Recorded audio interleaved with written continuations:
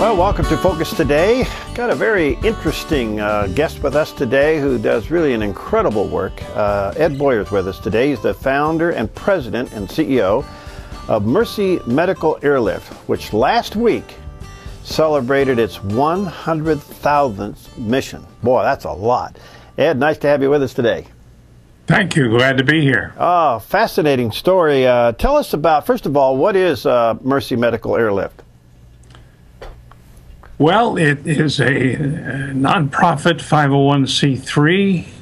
Some people would call it a parachurch ministry.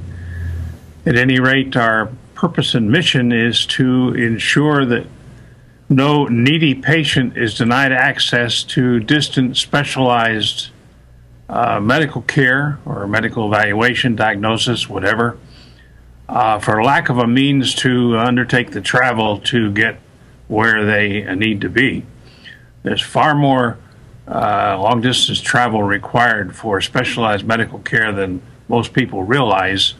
And the sad fact of the matter is, if you're unable to afford the cost of that travel, you may in fact be denied that benefit of medical care. And insurance rarely covers that cost of travel if it's involved in your situation. Well, that's fascinating. And how did this get started? Well, it's way back in the early 1970s, a group of 3 or 4 of us in a particular church in Northern Virginia were involved as pilots and had access to an aircraft. And some people 2 or 3 times over a period of 2 or 3 months asked if we could transport somebody to a distant facility for some kind of special operation. And they were ambulatory outpatients, so they didn't need any medical care en route. And so the answer was yes. There were no reason why we shouldn't help, and we did help. And it took a while there in those early days to come to understand how huge the requirement was in the United States, but in fact it is huge. And of course there's been enormous growth since those early days. No question about that. Now I understand you have a partnership with American Airlines? Yes, we have a partnership with American Airlines. That particular one is focused on transporting veterans, wounded warriors, and or their adversely affected families. And we've done nearly 60,000 of those in the last just 10 years alone. Wow. And that continues. Now, we do have partnerships with the other major airlines in the United States and work with all of them. But that particular one with American has been large and has had a special impact because of the emphasis on wounded warriors and those returning from the wars in Iraq and Afghanistan. How are you funded? Well, like any nonprofit, we're funded by donations. We don't charge for what we do. That would be kind of useless because the people we're helping aren't able to pay. It comes from individuals. Fundings come from civic clubs, Rotary clubs, some churches supply support, foundations, and corporations. Now, if somebody owns a plane, a private pilot owns a plane and wants to make that available, are you open to those kinds of things? Is that how it works? Yes, in a particular case for pilots in Oregon, we would refer them to a sister organization known as Angel Flight West, and they can get involved in that kind of activity under their aegis there. And we certainly would welcome help of any kind, no matter what the organizational connection. Now, I would imagine you use a variety of aircrafts to transport people. Are most of these patients like laying down, or are some sitting up? I mean, are all the above? Mostly sitting up. These are what we call, again, ambulatory outpatients. There's no medical care provided en route, and their physicians have to certify that they can travel long distance that way without any medical care or monitoring en route. When you get to the medical care and monitoring, then you get into what's called air ambulance. And while we do get involved in helping people get major discounts on commercial air ambulances, We don't directly ourselves operate an air ambulance. Now, what FAA rules are you operating under? Do you have to have 2 pilots, or does it make a difference?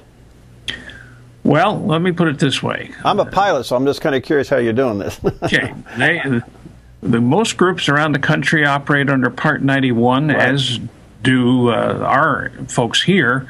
However, we do have a special contract with the Federal Aviation Administration that effectively raises our standards to where the safety aspects of Part 135 are roped into and made part of our operational protocol. So in a certain sense, we're a hybrid Part 135, Part 91. All right. Do you require 2 pilots? Yes. Okay. So how is it spreading? I mean, you've been very active on the East Coast. How are you spreading throughout the United States? Well, we actually have several different modes of travel.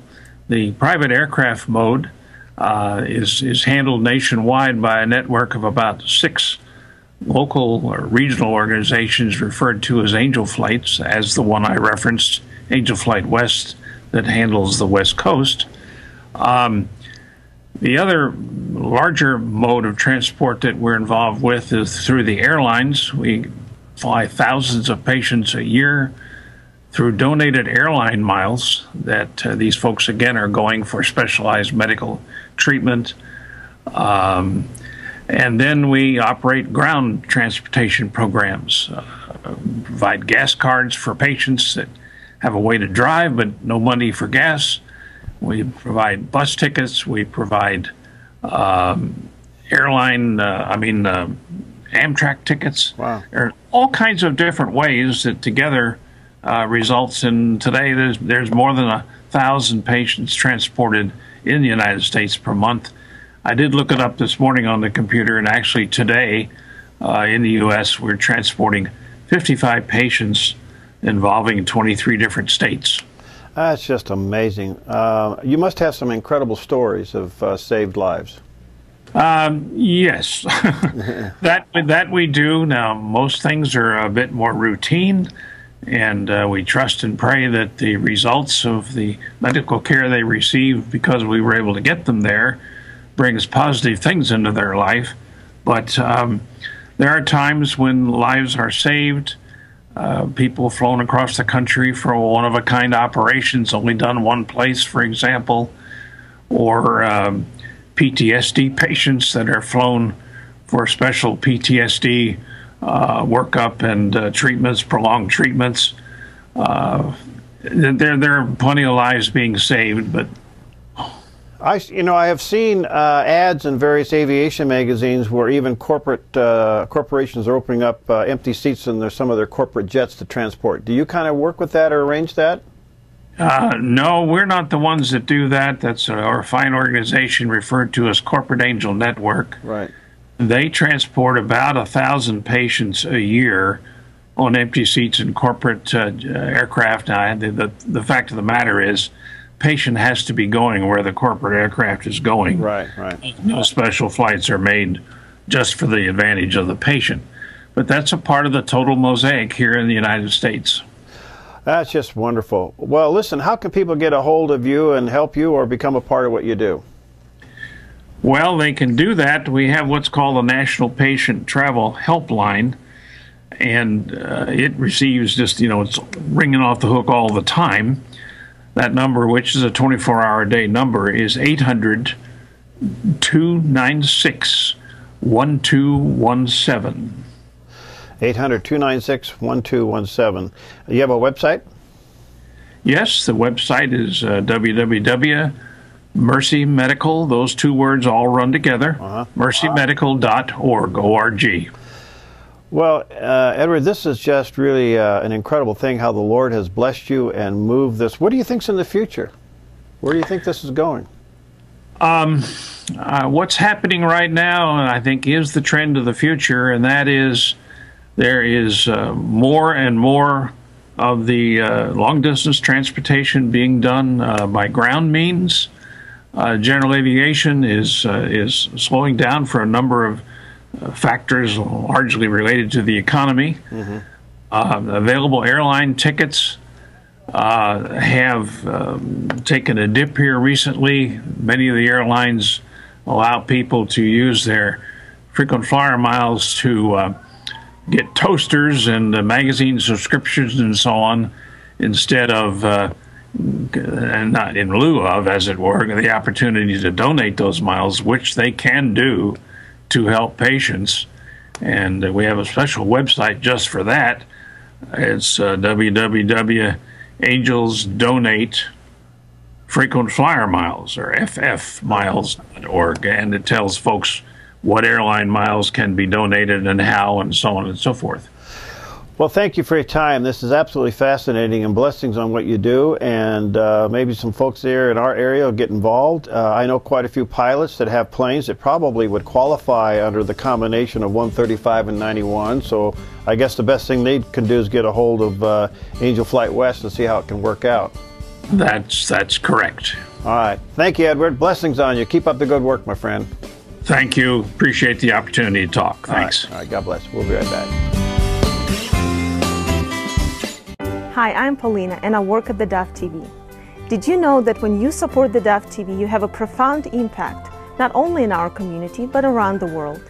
It's your continued support that takes the inspiration and hope in the programs we produce and makes them available to the thousands of people who are watching these videos online every week.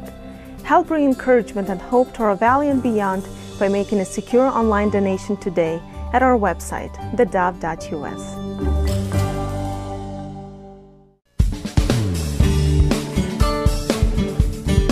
Well, we're pretty excited about a new program here at the Dove. It's called Everyday Relationships, and you can hear it on the Dove Radio weekday afternoon starting at 2 o'clock. It is a live call-in talk show that is produced by Focus on the Family, featuring Susie Larson and also Dr. Greg Smalley, which is Dr. Gary Smalley's son. And this show is designed to deal with relationships of all kinds, from children's to spouses to workers and co-workers and friends in life. I mean, let's face it, we all have relationships with quite a few people throughout our lives and throughout each day. And Gary and Susie take this on and do a wonderful job. Greg, excuse me. So we had a chance to talk to Susie, and she's also written a book that I think, ladies, you'll find to be pretty fascinating. So join me now with my conversation with Susie Larson.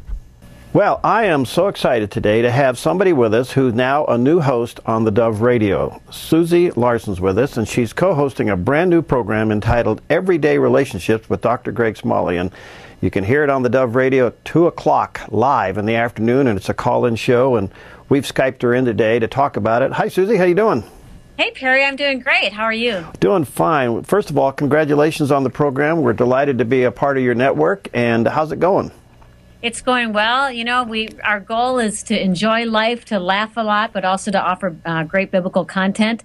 And that's what we're doing. And so we really want it to be like a safe place for people to show up, get equipped in their relationships, but also laugh a little bit too. So we're excited and it's going well. Well, I'm just honored that we can carry the program. And again, it's heard on the Dove Radio live 2 o'clock in the afternoon. It is a call-in show, so you can talk to Susie and Dr. Smalley anytime and pour your heart out to them.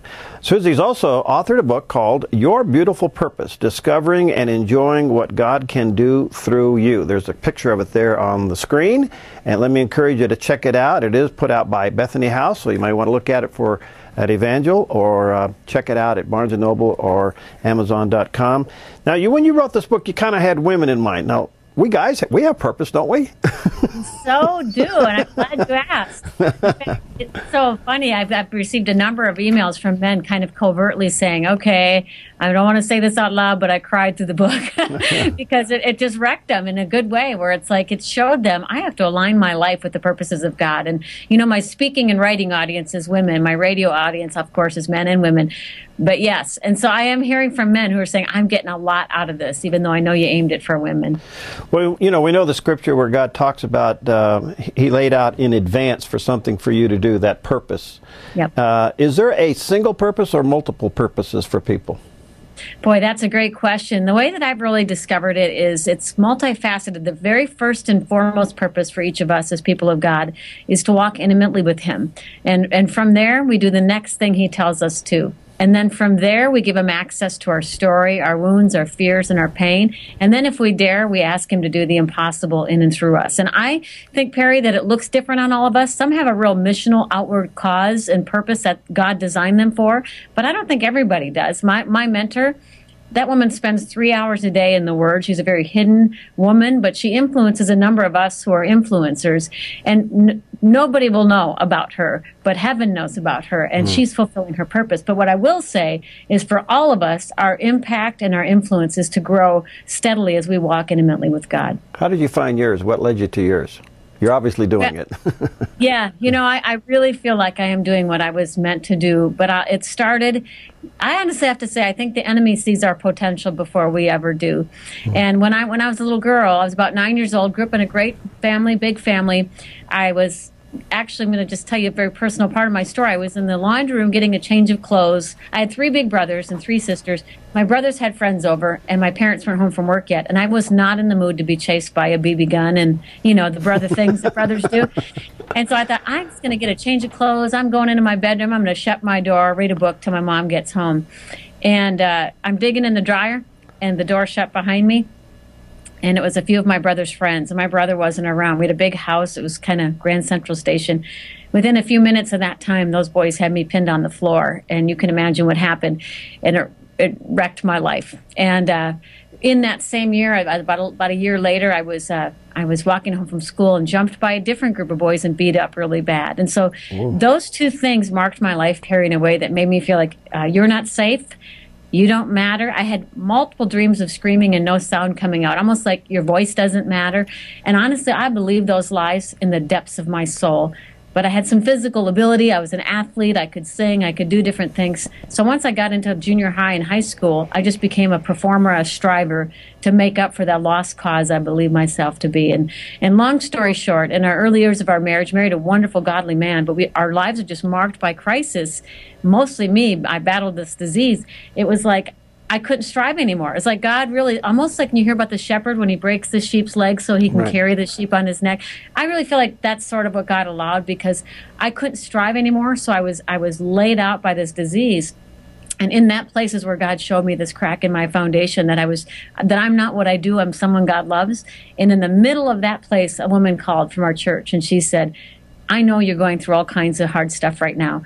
She said, but I prayed for you. And she said, God gave me a picture of a platform that he's building with your pain that you're going to speak from someday. So lean in and learn everything and you can in this place because you're going to have a story to tell on the other side. And I know that's a mouthful and a lot to swallow, but the point being, all of the hardships were sending me a message that the enemy wanted me to believe. But in all the hardships, I realized God was using them to ready me to have a bold, feisty faith to help other people fight through and hang on to the promises of God, even when they don't feel true. Did you battle something that you wanted to do compared to what you now found out that God's purpose was for your life? Boy, that's a great question. When that woman called me, I knew what she was saying was true, but it's interesting. When God awakens a desire in your heart, you suddenly notice everybody else is doing it and better. So you feel like Moses, you were stuttering or something? And that's what happens. I think 2 things come up for us. Ambition, where it's like, Lord, how come she gets to do this? How come he's farther along in this? And so you want things to happen sooner than they are happening. Or self-preservation, where things start to happen, you're like, I think you might have gotten the wrong person. And so, that fear and self-preservation kick in. So it's either ambition that makes us want to run ahead of God or preservation that makes us fall behind. And that's why I feel like the process of preparation and all the battles we face are so important because God is he makes us wait because he's getting us ready. And so if you look at the hardships as, the financial issues, betrayal,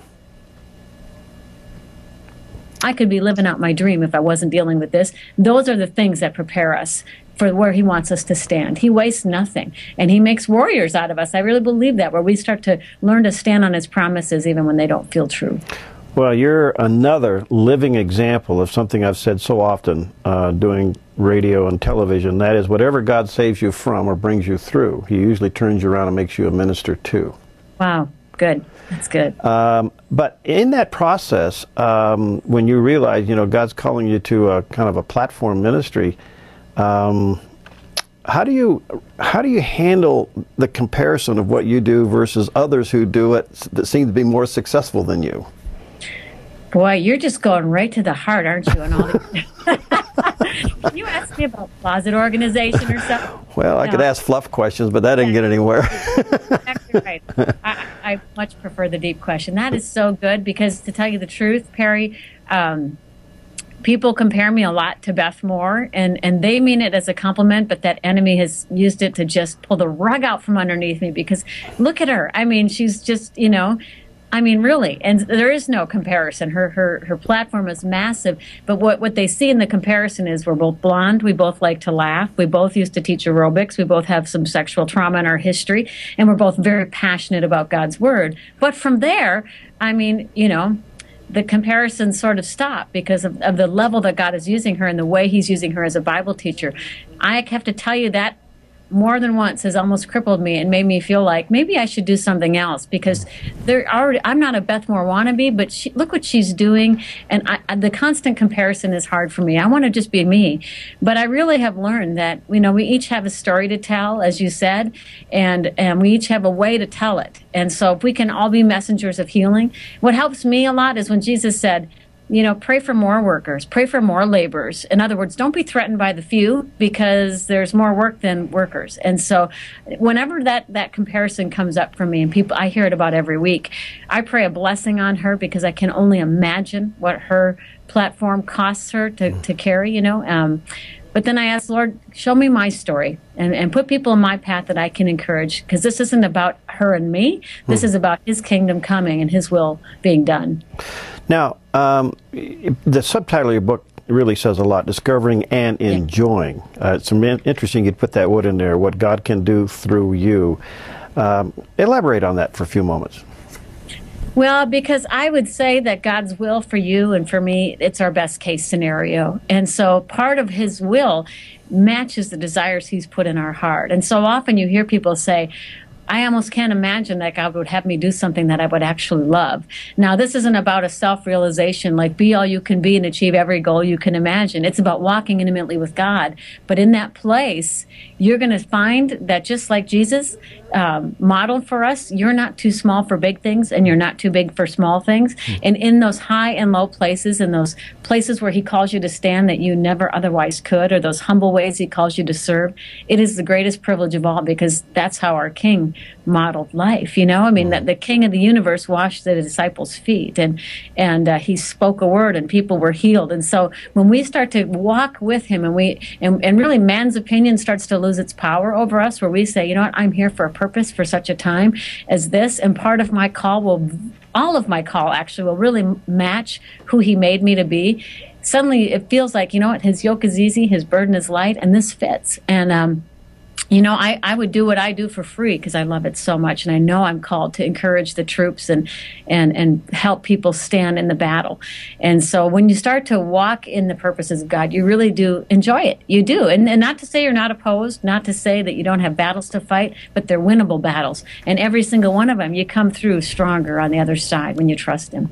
The book is entitled Your Beautiful Purpose, Discovering and Enjoying What God Can Do Through You. There's a picture of it there on the screen, Susie Larson. And let me encourage you to check it out. It's put out by Bethany House. I'm sure that Evangel can get it for you, or Discount Christian Books in Jacksonville, or even Barnes & Noble or Amazon.com.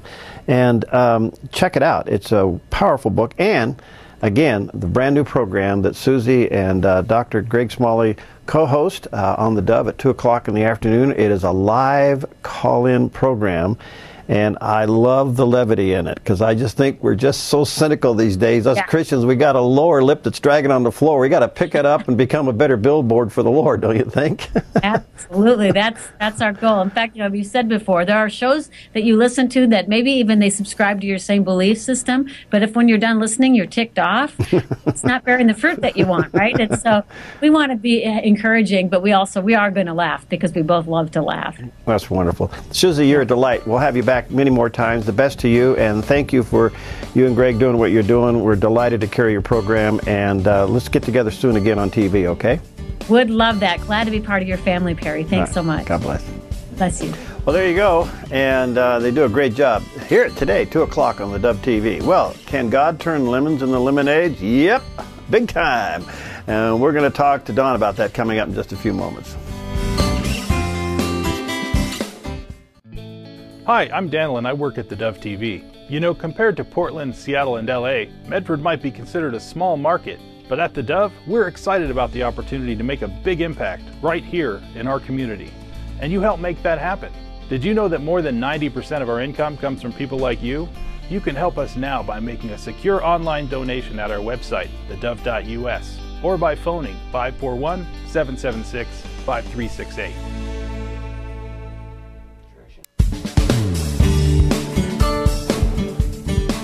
Well, delighted to have back with us a good friend, Don Jacobson. He's the author of When God Makes Lemonades, and these are true stories. We're going to talk to him about that. He's also the founder of DC Jacobson and Associates, which is an Oregon-based author agency. And before all of that, he was the owner and the president of Multnomah Publishers. And so, Don, what a delight to have you back, my friend. How you doing up there? I'm doing well, Perry. Thanks for having me on the show this morning. Yeah, you bet. This is good. I love this project. Tell me how you came about with this. Well, it probably began 30-some years ago when I had my own lemonade story begin. And, you know, you don't really recognize them as such when they start. Mine was a major hunting accident and changed the course of my life. And over the years, as I've told that story, I realized that, you know, it brings encouragement to people. And as I tell my story, other people start saying, you know, this bad thing happened in my life and I didn't realize it, but had it not happened, this wouldn't have happened. I wouldn't have met my wife. I wouldn't. And so we started collecting stories and just to encourage people. Is it going to continue on? Is that your goal? Well, I hope so. I mean, we're collecting stories for our second book already, and I think based on the response we're hearing and seeing, I'm pretty confident there'll be a second book. Do you want people to send you their story? Absolutely. They can go to our website, godmakeslemonade.com, and it's really easy to sign up there. And I tell people, you don't have to be a writer. We have a writer that will work with you and create drafts and go back and forth and get it to where you feel really good about the story you're sharing with people. That's fascinating. So what is your own lemonade story? I think you and Jason have something in common here. What's that? My son, Jason Atkinson, the senator, I think you guys helped him on a project. Of course. That's right. Well, in my particular case, I had a major hunting accident, and I was on the dumb end of a shotgun that was broke. It was actually fixed improperly by a gunsmith. That's what he did wrong. What I did wrong is I whacked, and for people who love their dogs, I love my dog. He laid by me through the end of the night. I was just trying to get his attention, whacked him on his haunch, and that shotgun broke in half. And next thing you know, I'm laying down there in 6 inches of water and trying to figure out what that big noise was. And I had shot myself in my side from 18 inches away with a 12-gauge shotgun. Whoa. Now, I made other mistakes earlier. I had invited some people to go with me, but I hadn't told anybody I was going hunting.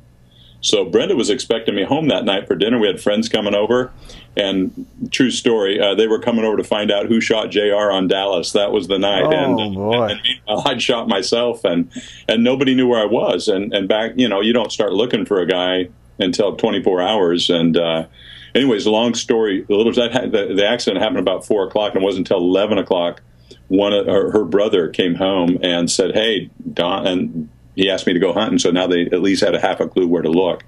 And so, yeah, I just when I shot myself, Perry, I prayed a very intelligent prayer. I said, "Lord, I'm going to need some help on this one." Yeah, right. And then I just started doing what I could do. I tried to fire SOS shots. I tried to holler, and nobody came. And finally, I tried to walk. But once I got up, I didn't know it at the time, but I had all sorts of nerve damage to my leg, and I wasn't able to move the leg forward. So I went back down, started to crawl. And then just all of a sudden, I had the most intense pain in my heart that I've ever felt. And I prayed another quick prayer. I said, "Lord, if you're going to take me home, do it quick because it hurts." And in that moment, Perry, the pain went away, and I knew I would live if they found me before morning. That actually played itself out on the 8th day of critical condition when I didn't know. And I said, "Is everybody worried I'm going to die?" And they said, "Yeah." I tell everyone I'm going to be okay. And it's like God was waiting for that pronouncement, because the very next day I was out of critical. But yeah, I just it was what happened in that moment. If you look at my X-rays right now, you'd see a big blob of BBs all on the right side, and then there's one sticking over here in my left lung. And that moment of pain was a BB going through my heart, and it deposited itself in my lungs. So God just, yeah, it was unbelievable, miracle after miracle after miracle that happened that night. I mean, me being conscious 9 hours later when they found me, I was able to holler and direct them in. The fog clearing out moments before the helicopters arrived, and by the time my wife walked down to our car, the fog coming back in. By the same exact thing at Gresham Hospital, fog goes out. The guys are trying to scramble, get back on their helicopter, get out of there. Boom, fog comes on top of them right after they land, and for 5 hours they're socked in. The doctor that's on call that time, I mean, the miracles go on and on and on. And ultimately, though, you ask what the lemonade here is my father-in-law. I think you know John Van Diest. He said something that was kind of insensitive, I thought at the time. I'm laying in the hospital, and I loved working outdoors. I was in commercial construction. I loved it, Perry. Wow. And he said, Don, I don't think you're going to be able to do construction anymore. I think you're going to have to start using your head instead of your body. And, at the time, again, I felt it was insensitive, but man, that whole thing, because of that happening, I went back to Multnomah University, and I got involved in publishing. I got involved in, we ended up starting a publishing company, then buying another one, and a few years ago we sold it. And honestly, I can trace that moment. I wouldn't be talking to you. I would not know you unless I was building a house for you or something. I would not be having this conversation with you if that horrible, bad thing hadn't happened. I wouldn't trade my life for anything, Perry. And it was all as a result of that accident that I wouldn't wish on anybody. But that was my lemonade story. I'm going to ask you a question here because I experienced it in our own life. You had obviously a near-death accident. Yeah. Both our sons have had near-death accidents. Yeah. We didn't know if they were going to live through the night. So, I mean, it affects the whole family. It really does. How did it affect your perspective of life? That's a great question. I think one of the things is just how fragile it is and how temporal and how you don't know. I mean, I was arrogant about my safety. I was on doing an interview down in Texas, and I said, man, you got about a bunch of 100 down there. I'm going to look really stupid here, because I did something dumb with a gun. And in those moments of confidence and pride and all like that, I was arrogant. And I just realized how fragile, life was. You look at Hebrews, was it 9:27 that says that it's appointed once for a man to die, and after that comes judgment. I just realized, it's fragile, and we don't know. Our lives are not our own. They truly aren't. And I think that that's just a message that every time I get a chance, I tell people, you don't know. You don't know. And so I love that old quote, only one life will soon be passed, only what's done for Christ will last. And, I think if we knew our date when we were, going to be with the Lord, we'd totally live differently. And because we don't know, I guess it seems that the best part of that equation is live today like it's your last. Live and love today like it's your last. That's amazing. So the first book is done, and how's the response been? Been really good. I was up at a Costco in Lacey, Washington the other day. It was actually a kind of a low traffic day for the Costco, talking to people, but got a chance to sell a bunch of books up there. And it was really probably my greatest story was this one lady. She said, "Oh, I want sign it for this person." I said, "Okay." And she said, "No, I need one for me." And she left. And about 20 minutes later, she'd already checked out, but she came back in to buy another copy because she thought of somebody else, that needed that story. And I was just reading in Hebrews this morning and just talking about encourage one another daily as long as it is today. And that's what, everybody needs encouragement. Right. Everybody does, Perry. I mean, I tell people, I gave a message in our church not too long ago, I called it a theology of hope. And I said, there's something I know about every single one of you here. And I would say there's something we know about every one of your listeners, that they either are, will, or have gone through a bad time, and they probably know somebody that is. And for most of us, that's kind of a surprise. That's not the gospel we heard about growing up. We never heard that. And yet Jesus said, in this world you will have tribulation, but be of good cheer. I've overcome the world. And so the whole idea of We are going through hard times, and the country's going through hard times, and there's personal tragedies, things in Boston, just horrible, horrible stuff. And, you know, there's a great verse in Job that talks about the courage that comes from hope. And when we tell stories, when I hear how you went through something, when a dad hears about how you almost lost your sons, and he hears your story, it gives him courage and it helps him hang on. So I think we need encouragement, and that's why I think the book's going to do well. It encourages people. I have said over 30 years of doing radio and television interviews that whatever God saves you from and brings you through, He usually turns you around and makes you a minister too. Yeah. And one of the things I'm so delighted about your book, it gives people hope that they're not alone in what they're going through, but that God can really use what they're going through if they'll just open their heart for Him to do that. Yeah, I love that. You know, there's that whole idea of being able to trust God with your pain. There's a great psalm, Psalms 126, and 2 verses 5 to 6 really stand out there. It talks about how you sow your seed in sorrow. You know, and the whole idea of going out and sowing the seed is that it's actually an act of faith. And sowing the seed in sorrow is really, and to me, the picture there is trusting God with your pain. And the promise is that in that verse that they'll come back reaping harvests of joy. And so nobody says it's easy, nobody says it's quick, but trusting God with our pain and that He has a plan. And I love to tie that to Psalm 77:19. This is a beautiful psalm where Asaph is talking about how God, you know, He delivered the children of Israel from the Egyptians, and the verse talks about how your pathway led through the sea. It was a path we didn't see. You know, we talk about parting the Red Sea now as if it was commonplace, but they hadn't heard about it back then. Right. And so God has a plan that we don't see, that we don't understand. And we need to lean into that, and that's that thing called faith and trust, you know. Don, let me take a quick break, come back. Will you share a couple more lemon stories with us? Absolutely. All right, Thanks. We'll be right back with John Jacobson, and he's put together the book, When God Makes Lemonade. There's a picture of it on the screen. Let me ask you to check it out at the Barnes & Noble, online at Amazon, or check it out at Evangel. We'll be right back. Hi, I'm Paula, and I work at theDove TV. Every day we get letters and emails from people who've been encouraged, blessed, and challenged by the programs on theDove TV. But we couldn't do it without you. Did you know that more than 90% of our income comes from people like you? You can help us continue to bring inspiration and hope to our community by making a secure online donation at our website, thedove.us, or call us at 541-776-5368.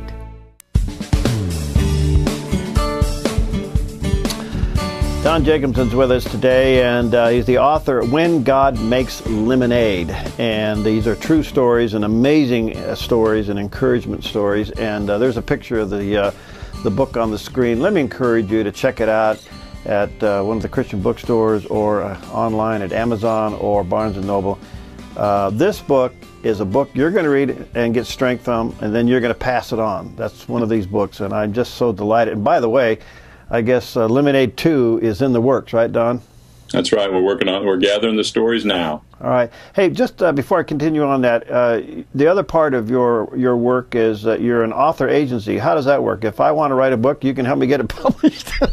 Possibly. I there's a formula here. I tell people there's 3 things that we need. We need 2 of them to be true. 1, when you write. 2 is you have something to say, and things that something publishers interest. We need 2 of those things to be true. 2 of those 3 to be true. And for us, number 2, do you have something to say is a non-negotiable, because we can help somebody tell their story if we got the right message. All right. Well, it's just an amazing thing, these stories. Of your first book, the ones that you've gathered outside of your own story, obviously very personal, what other one has grabbed your heart? That's a tough one. You know, it's like one day it's this story, one day it's that story, and there's actually a couple stories in there from my family that I cannot read without tearing up. You know, but Not to. We won't tell all family stories. How's that? Okay. But one that steps out, kind of always stands out to me, is one called "Courting Through Cancer," and the reason why it stands out, Perry, is because it really hits on people struggling with marriage and a physical issue called cancer that just touches way too many of us. And this particular story, the author tells how this marriage had deteriorated over 25 years, and it wasn't what she signed up for. Her husband had become verbally abusive, and the house was not a safe place. It wasn't a pleasant place, and she was really contemplating ending the divorce when her husband got throat cancer. And out of that, he couldn't speak. He no longer could have angry words for her or for her children. And in fact, he was very reliant on her service to him. And during that time, she watched the softening of his countenance and the appreciation for her service, recognizing that he didn't deserve it. And so they call it courting through cancer, because they absolutely fell back madly in love with each other during this time. And again, something horrific, a bad thing you wouldn't wish on anybody, throat cancer. God, who is a redeemer, took that bad thing and made something beautiful come out of it. And so the remaining years of their marriage, and he has since gone home to be with the Lord, but the remaining years of their marriage were beautiful and wonderful and different and rewarding. So they would say cancer was a good thing for them. Wow. Yeah. A lot of stories that include cancer in your book? There's probably maybe a good 4 or 5 in there, probably, and it just touches so many people in different ways. And yeah, it's almost epidemic, isn't it? It really is something. Give us another one. Give us another story. You know, you are ministering to millions right now. Let me just say that. I just know you are. Go ahead. Thank you. One that, when I tell people who are going through hard times, I tell them there's 3 things there's things they got to know, but there's things they can do too. And one of the things that I talk about is to love your way out. And that whole idea of, 95% of the world would trade their best day for you on my worst day, Perry, right? And so somebody's got a lot worse than we do. So loving your way out, the whole concept behind that is to look at other people's problems and help them. So this young lady tells a story of her father going to the hospital, and he was going to die and did. But just the observation of her mother, and her mother just there to be with the father, but always takes cookies to the other people who were there with their loved ones. And they had nothing, and they were going to be very poor. A divorced daughter had moved in with them. They absolutely had nothing. And but she made friends with this one lady who was a VA worker, Veterans Administration worker. And the lady was concerned about the mother who had shown so much interest in her. And she said, well, did your husband ever serve in the military? Well, not really. He was at boot camp when the armistice was signed. Oh, okay. And so nothing out of that. But weeks later, there's a knock at the door, and this woman had done her research and found out that the family, because he was in the service, even though he hadn't been deployed, he was eligible for family benefits. And that monthly check provided for this family throughout all their high school and growing up years. And it came as a result of this lady looking at somebody else's problems. And so I love that. Love your way out. Find somebody else who's hurting as much as you're more than you, and love them and encourage them. This is fascinating. I would assume you may have 3 and 4. I mean, if these stories keep coming in. I hope so. I just feel, I listen, the verse, Jesus always taught with story, Right. And I just feel like it's stories that give hope. That's another thing I tell people: tell stories. Yeah. Tell stories, because when you tell your story, when I tell my story, people are encouraged. And we have a story about this one lady didn't even know she had a lemonade story until 8 years later.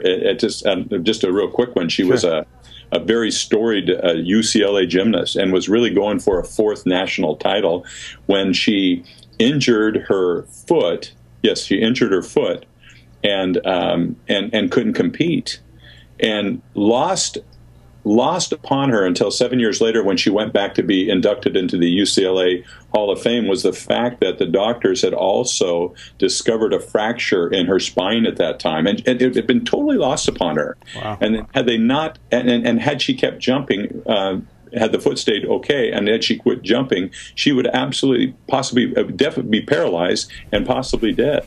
And it was lost on her for 7 years, that whole thing. And so, you know, it's just God's a redeemer. Yeah. He takes all the bad stuff that's, you know, as a result of sin in this fallen world, and he takes it and he's at work. He's at work redeeming things. And, you know, I tell people sometimes, Barry, I said, change the finish line. Mm. You know, a million seconds is 12 days from now. A billion seconds is 31 years. And a trillion seconds is 31 plus thousand years. And we need to change the finish line. Just like it says, Jesus, for the joy set before him, endured things. And what if people that are listening, what if you're one of those people that God can trust with pain? You know, I think sometimes he lets us go through these things so he can reveal to us what he knows about us to be true. And so I just tell people, change the finish line. You know, look forward. The book is entitled God Makes Lemonade, and there's a picture on the screen. Let me encourage you to get a copy of this. Number 2 is in the making right now, and if you have a lemonade story, you may want to get a hold of Don and share that with him. Don, where is Christian publishing going in your? I know that's a big question in a short amount of time, but what's heading in the industry? Well, there's certainly a lot of pressures, you know, financial pressures and all, and the e-books and everything like that, which I think is wonderful. I think more people have access to markets, and it's just it's a time when I don't think anybody knows. You know, how's that for a great muddy answer? You know, the fact of the matter is, many more books are being self-published, and a lot of authors are having some success. I believe that just because you have access to an editor, a designer, a copy, you know, somebody can set type or whatever, that doesn't necessarily mean that the book's going to have good choreography. I tell people you need a Sherpa. You need somebody to guide that process, because and I also tell people, just because you could doesn't mean you should. Publishing is a responsibility and it's a privilege, and so I think great care ought to be given even as markets open up. And I'm glad they're opening up. Right. But I also believe that we just have to be careful, and certainly publishers are you know, taking less risks, but they are taking risks. They are still publishing new authors, and that's our joy, is discovering new authors. We have some exciting ones coming up, and but I think the landscape probably is going to continue to consolidate. Yeah, you saw Thomas Nelson bought by Harper Collins, and I think those kinds of things will continue to happen as margins are squeezed and they figure out how to create efficiencies for themselves. Well, good stuff. All right, Don, thank you so much. And again, if people want to contribute, what do they do? Go to lemonade.what? Yeah, they can go to godmakeslemonade.com. Okay. And if I can slip in one other thing on you, Perry. Sure. We're actually collecting stories for a brand new series that's coming out later this year. Yeah. And it's called It's a God Thing, When Miracles Happen to Everyday People. Wow. And we're collecting unbelievable stories. And if people want to check that out, they can go to itsagodthing.com and perhaps be in our very first book. That's wonderful. Well, let's stay in touch, buddy. You're doing a great job. Appreciate you. And thanks for sharing with us today, and best to you, okay? Thank you. When I come down south, I want to have a coffee with you in person, Perry. You're on. It's a date. Thanks, pal. I look forward to it. All right. Thanks, man. God bless. All right. We'll see you next time on Focus Today.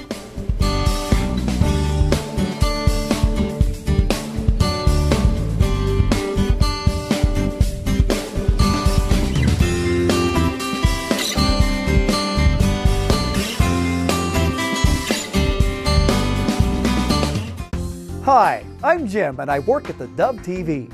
Every weekday between 6 and 8 a.m., our award-winning news and sports team bring you the best morning show around. It's live, it's honest, and it's a whole lot of fun.